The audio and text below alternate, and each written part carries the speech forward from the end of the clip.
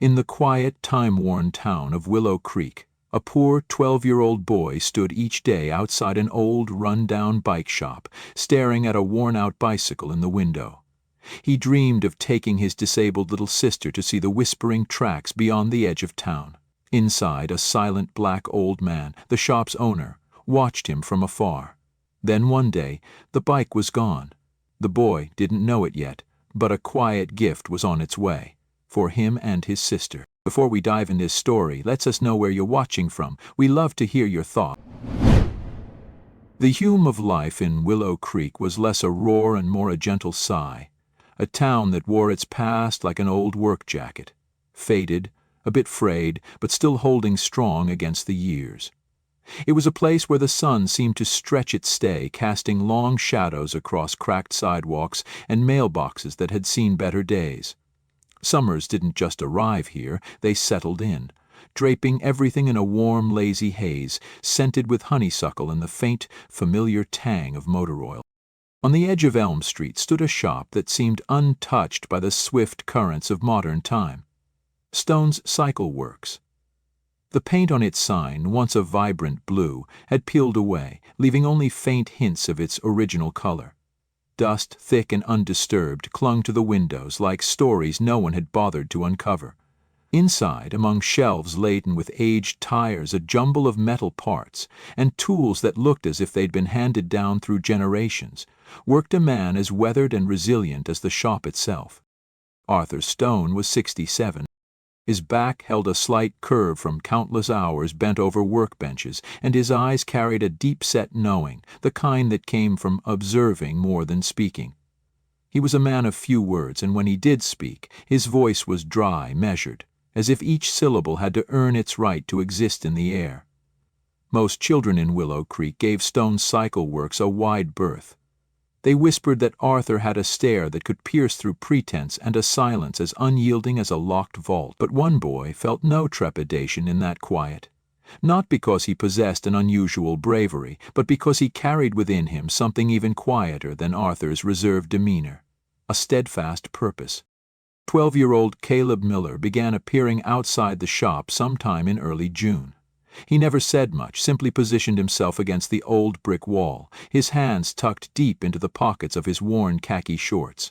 His gaze was fixed on a single object nestled in the corner of the dusty window display, an old red bicycle. Its rear seat was broken, dangling loosely, and its chain hung like a forgotten thread. The bike held no special appeal by contemporary standards. Its paint had long lost its luster. The tires sagged slightly, and rust dappled its metal frame like scattered freckles on an antique map. Yet, Caleb returned day after day, standing in the same spot, motionless, as if the bicycle were a distant star, and he, a quiet astronomer, was diligently charting the vast space between it and every other aspect of his life. Arthur, of course, observed him. He always did. From behind his counter, feigning an adjustment to a gear or polishing a handlebar, he would glance up, studying the boy through the grimy glass. Initially, he assumed Caleb would eventually grow bored, as most children did. But this one remained steadfast. Rain or shine, Caleb was there, never asking, never pleading, simply watching.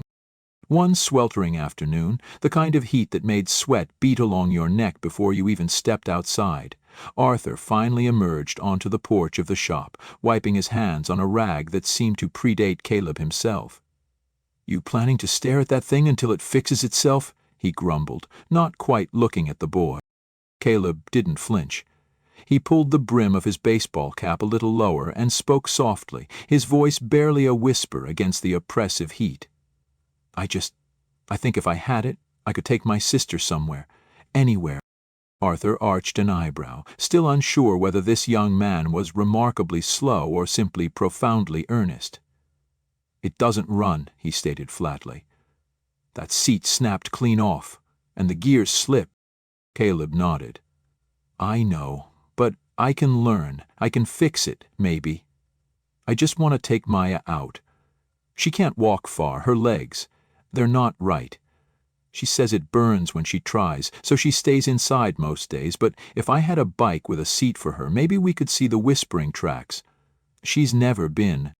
There was no sudden shift in Arthur's expression, no grand moment of softening. He said nothing, simply regarded the boy for a few seconds longer than usual before turning back inside, the screen door slapping shut behind him. But that night, Arthur remained in his shop longer than usual. He looked at the old red bike, now almost a familiar fixture, and ran a hand over the dust on its frame. He didn't articulate it aloud, but something about the boy's steady, calm way of speaking, as if he weren't asking for charity but for a genuine opportunity, had stirred something deep within him. And for the first time in years, Arthur didn't secure the back room when he left. A silent intuition told him the boy would return the next day, and somehow that felt right. The following day Caleb returned just as Arthur had anticipated. Same time, same place, his slender frame silhouetted by the late afternoon sun like a drawing on faded parchment. He didn't speak. Instead of standing at the window, he slowly walked to the edge of the porch and bent down to pick up a discarded screwdriver. Arthur observed him from inside, motionless, silent, letting the stillness fill the space between them like oil slowly pooling beneath an idle engine. Caleb examined the tool for a moment, wiped it clean on his shirt, then carefully placed it on the workbench just inside the doorway. Arthur gave the boy a look that was half suspicion, half curiosity, but remained silent. That small action established the quiet rhythm of their afternoons. Caleb never requested to help, never presumed a place inside the shop. He simply lingered, offering his quiet hands when Arthur reached for a part, sweeping the floor without being prompted, arranging bolts into neat piles as if they were pieces to some greater, unspoken puzzle. Arthur, for his part, never offered direct thanks. Instead, he acknowledged Caleb with curt nods and the occasional guttural sound, his approval expressed through deliberate understatement. Over the next several weeks, Caleb began posing questions, not the kind designed to fill silence, but genuine, thoughtful inquiries. Why do some brakes squeal more than others, he might ask? Why does rust develop faster on some metals? Arthur offered only what was necessary, but he noticed something rare. The boy didn't merely hear the answers, he absorbed them like a thirsty sponge, or perhaps more like a meticulous blueprint quietly forming behind those steady brown eyes. Some days, Caleb brought his sketchbook. He never directly displayed the pages to Arthur, but on one occasion, when a gust of wind caught a loose sheet and blew it toward the shop's whirring fan, Arthur caught a glimpse. It was a rough but surprisingly detailed sketch of the red bicycle, significantly modified, a reinforced rear seat, a slightly elongated frame, pedals adjusted for better torque. There was even a harness belt, clearly intended for the passenger's safety. Arthur handed the sheet back without a word, but that night he stared at the bike longer than usual. It was no longer just a rusted frame, it was beginning to resemble a promise. Then came the Saturday when Maya arrived. It was the kind of day when the sky hung low, and the breeze carried the faint sense of cut grass and old, half-forgotten dreams. Caleb's mother had dropped them off on her way to a double shift. Maya sat on the front step, propped up by one crutch, her other leg slightly bent at an unnatural angle, thin and stiff like a branch that had forgotten how to sway. She wore a lavender sundress that didn't quite conceal the sturdy brace hugging her thigh. Despite the awkwardness of her movements, she smiled with a kind of luminous brightness that made the mid-morning sun seem almost dim. Caleb fussed over her quietly, adjusting her cushion, checking her water bottle, until Maya finally waved him off and turned her gaze toward the shop window. "That's the one?" she asked, nodding at the bicycle. Caleb nodded. "One day I'll make it work." She didn't laugh, didn't express doubt. She simply looked at the bicycle as if it were a rocket ship or a magic carpet, some other wondrous thing designed for children who rarely received beautiful things. "If you could fix it," she said softly, her voice barely a whisper, "would you take me to see the whispering tracks? The ones past the old orchard? Mom says they're too far to walk, but she said they glow sometimes when the sun sets behind them." Caleb just nodded again, but Arthur, who had been listening from inside, tightened his grip on the wrench in his hand. He couldn't explain why, but something about that little girl's voice, hopeful but not naive, twisted something sharp in his chest. Later that day, Caleb reached into his pocket and pulled out 2 crumpled dollar bills and a handful of loose change. Without a word, he walked over to an old mason jar perched on a high shelf in the corner of the shop.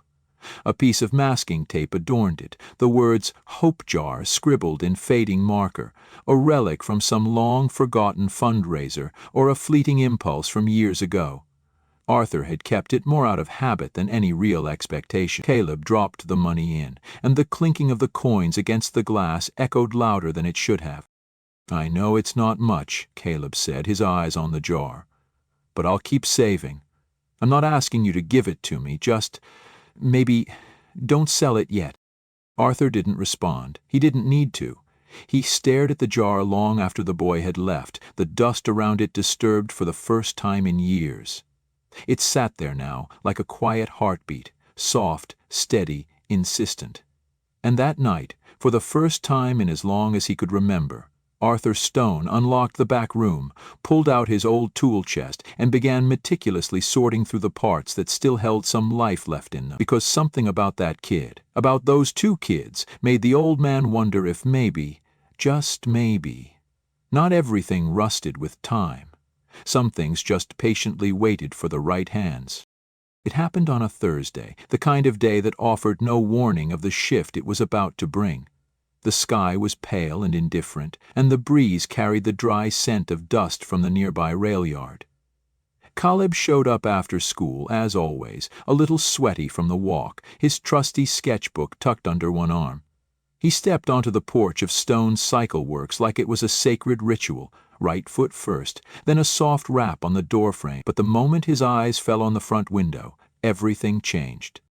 The bike. His bike. It was gone. The corner where it had leaned for months was empty. The dusty outline of its frame still clung to the wall like a ghost. Caleb froze, unable to move forward or back. His throat tightened as if his voice had been snatched away, along with the bicycle. Arthur was at his usual place behind the counter, polishing a chain ring with a rag that had seen better centuries.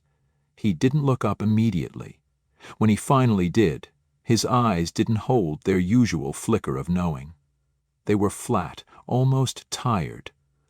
"Sold it this morning," he said, wiping grease from his knuckles. "Guy came by early, offered cash, said he liked old frames, took it on the spot." Caleb stood there, trying to process the words as if they were spoken in an unfamiliar tongue. He nodded once, slowly, then glanced at the hope jar on the shelf. The money was still there. His dollars, his coins, a summer's worth of belief. "I thought maybe I was going to fix it for my sister," he murmured, barely audible. Arthur didn't answer. His hands kept moving. Caleb nodded again, this time more to himself. "Right," he said, his voice sharper now, tighter. "Of course, someone came first." And with that he turned and walked off the porch, each step heavier than the last, as if gravity had suddenly remembered its full weight on him. Arthur watched him go, his gaze lingering on the boy's back, the slight slump of his shoulders, the way his hands curled into fists that remained at his sides. He didn't rise when the screen door creaked closed behind him. Arthur sighed, deep and quiet, like an old hinge finally giving way.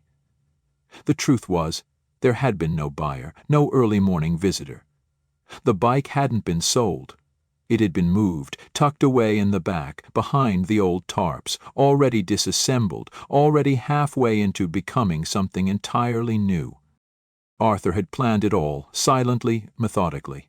But what he hadn't planned was the look in Caleb's eyes when he saw that empty space, that quiet devastation that sprang not from anger, but from the cruel, familiar sting of not being chosen.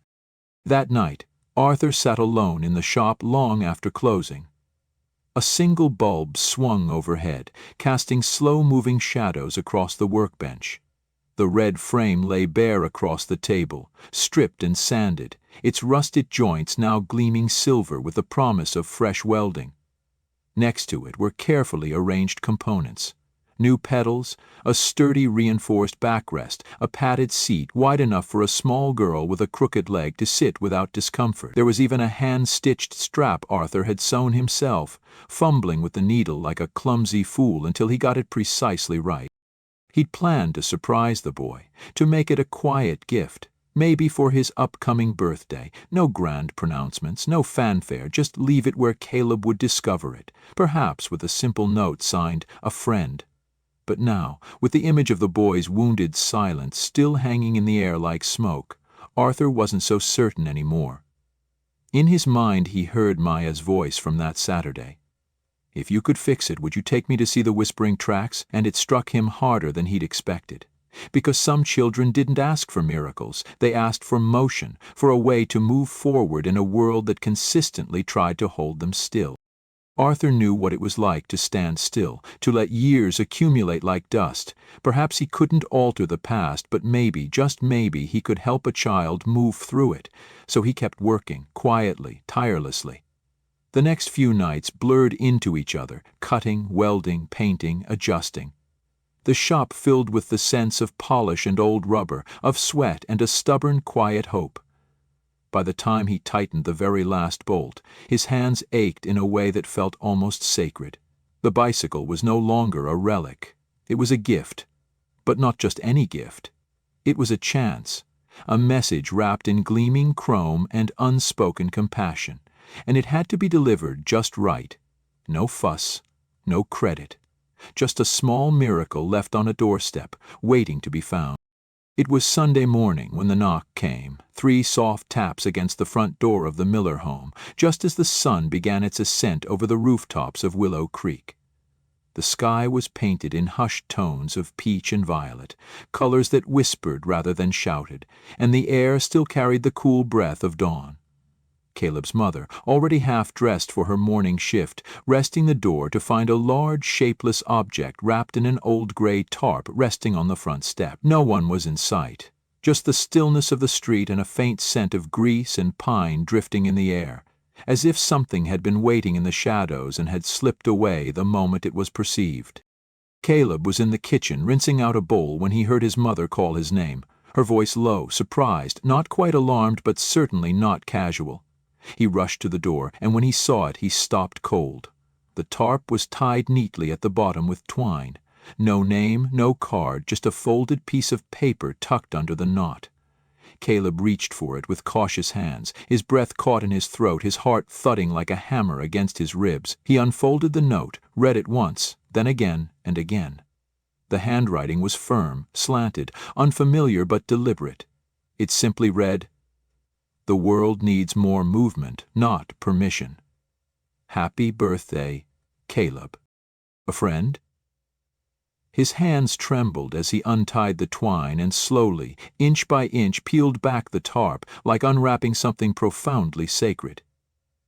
And there it was, the red bicycle. Except it wasn't just the same bike anymore. It was reborn. The frame gleamed with a fresh coat of crimson paint that shimmered like wet brick in the morning light. The tires were thick, their treads deep and ready for road or dirt. The chain glinted with fresh oil, but what made Caleb stop, what made his knees momentarily weaken, was the seat. The back half of the bike had been extended with a custom-made seat, wide enough for Maya, complete with a padded backrest, side handles, and foot supports fitted with adjustable straps. Every detail had been considered, every need anticipated. There was even a small horn at the front, shaped like a bright yellow duck, silly and gentle, tied with a little purple ribbon. Caleb didn't utter a word. He didn't need to.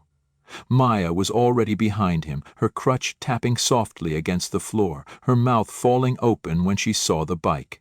Her eyes wide and unblinking, as if she couldn't quite believe it was real. "Is it for us?" she asked, her voice barely above a whisper. Caleb nodded slowly, still stunned. Yeah, it is." He crouched to her level, adjusted the foot straps without being asked, and then gently lifted her into the seat. She sat up straighter than he had ever seen her, her small hands gripping the side rails, her face flushed with a pure, quiet joy. She didn't ask who had sent it. She didn't have to. In that moment, belief was enough. Their mother stood at the doorway, her hand to her mouth, her eyes glistening with an emotion that felt larger than mere gratitude.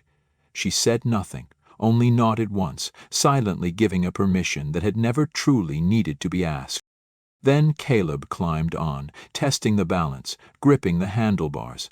The familiar weight of responsibility felt steady beneath his hands, but now, for once, lightened by something very close to hope. He looked back at Maya. "Ready?" he asked. She beamed. "Let's go." They started slowly, the tires crunching over the gravel in front of the porch, turning left onto Maple Street, then right onto Granger Avenue. Neighbors looked up from their porches, from beneath car hoods, from their front yards and garden hoses, watching the two of them ride by. Caleb pedaled with a quiet strength, Maya sitting tall behind him, her dress flaring slightly in the breeze. Someone waved, someone else clapped, but Caleb saw none of it. All he saw was the road stretching ahead, the sun cresting higher behind the rooftops, and Maya's hair catching the wind like the tail of a kite finally let loose. They didn't stop until they reached the orchard, the one with the abandoned whispering tracks that Maya had once only dreamed about. They sat there for a long time under the swaying trees, the bicycle's wheels still spinning slightly, as if even the bike couldn't bear to stop moving. Back in town, Arthur watched from the edge of his porch, partially hidden behind the slats of an old screen door. He didn't smile, he rarely did. But his jaw softened, and he leaned a little heavier on the doorframe, as if allowing himself to carry a little less weight for once. The shop was closed that day, but the key still hung from his belt, and the hope jar still sat in the window, half full, catching the window light as if it had waited years to be noticed. He didn't need thanks. He didn't need credit. All he needed was that image, two children rolling down a street that had once held them still, now carried forward by nothing more than a handful of coins, an old man's weathered hands, and a belief that sometimes kindness was as essential as the air we breathe. 10 years drifted by, as summers always do in small towns, quietly, then all at once. Willow Creek didn't change much in that time.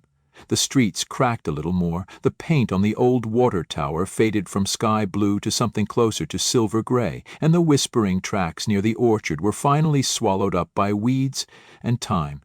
But some things didn't fade. Some memories remained carved into the pavement, into hearts, into the way certain corners still felt sacred. For Caleb Miller, that memory had always been red. He returned on a Tuesday in early June, his backpack slung over one shoulder, the collar of his shirt still creased from the long drive down from the city. He was taller now, lean but strong, the kind of young man who walked with quiet purpose, with the calm confidence of someone who had carried more weight than most and never stumbled. His eyes were still sharp, still dark and observant, but now there was something else behind them, a kind of gratitude that had learned how to live in silence. He stopped first at the corner of Maple and Granger, where he and Maya used to turn during their weekend rides. The sidewalk was more broken now, and the old magnolia tree they always passed had been cut down, but the echo of that summer still lived there. He could almost see the flash of her lavender dress in the wind, the crutch leaning on the porch steps, the way her laughter had lifted into the air like birds startled into flight. Then he made his way to the shop. Stone's Cycle Works was no longer open, the windows were boarded halfway up, and the rusted sign swayed slightly in the breeze, as if it were still trying to recall the name of the man who once gave it purpose. But the front porch remained. The wood was splintered, but the steps still creaked in the same familiar places. Caleb climbed them slowly, each footfall a note in a song only he could hear. He stood before the door, unsure if he expected someone to answer, unsure why he felt a tremor of nerves. He stepped to the side window and peered in. The inside hadn't changed much. Tools still hung along the pegboard wall, now coated in dust. The counter, though weathered, still bore the faint oil stains from decades of repairs, and there on the back shelf was the jar. The hope jar, still sitting in its spot, as if it had patiently waited for him. He tried the door. It opened with a groan that sounded more like a sigh. Inside, the air was thick with the scent of old rubber and quiet time. He walked carefully, as though afraid to disturb the stillness, until he reached the jar. Taped to the inside of the glass was a folded piece of yellowed paper. He unscrewed the lid and carefully pulled it out, mindful not to tear it. The handwriting was unmistakable. Arthur's firm, slanted, deliberate script. "If the boy comes back, give him this. He'll understand." Caleb's throat tightened. He looked around the shop, but the silence felt fuller now, as if it held something profound. He sat on the stool behind the counter, the same one Arthur used to sit on when pretending not to watch him work. He unfolded the paper and read the note beneath the first line. "Some children dream out loud. This one dreamed with his hands. I didn't fix that bike for charity. I fixed it because I saw something in that boy that I thought I'd lost in myself. I didn't know if he'd remember. But if he does, tell him the world owes him nothing, and still it waits for his footprints." Caleb sat there for a long time, holding the note in his lap like a sacred relic, staring at the dust particles dancing in the sunlight filtering through the grimy window. Arthur Stone had passed away 3 years ago, he'd learned from the town clerk when he first drove in. No elaborate obituary, no grand ceremony, just a brief mention in the town records. Arthur Stone, bicycle repairman, 19452019. But this note, this space, this memory. That was the eulogy Arthur had left behind. Caleb stood carefully, placed the note back inside the jar and closed the lid. Then he walked to the workbench, reached for a nearby wrench and ran his fingers along its cool, worn edge. He didn't take it. He didn't need to. Some legacies weren't meant to be pocketed, they were meant to be carried. As he stepped out onto the porch again, the sky overhead began to darken with a gathering storm, but Caleb didn't rush. He looked down the street, toward the direction of the old orchard, and a slow smile spread across his face, not because of what had been lost, but because of what had been found. Somewhere behind him the wind rattled the loose edge of the stone cycle works sign, and for just a second it sounded almost like a laugh. Join us to share meaningful stories by hitting the like and subscribe buttons. Don't forget to turn on the notification bell to start your day with profound lessons and heartfelt empathy.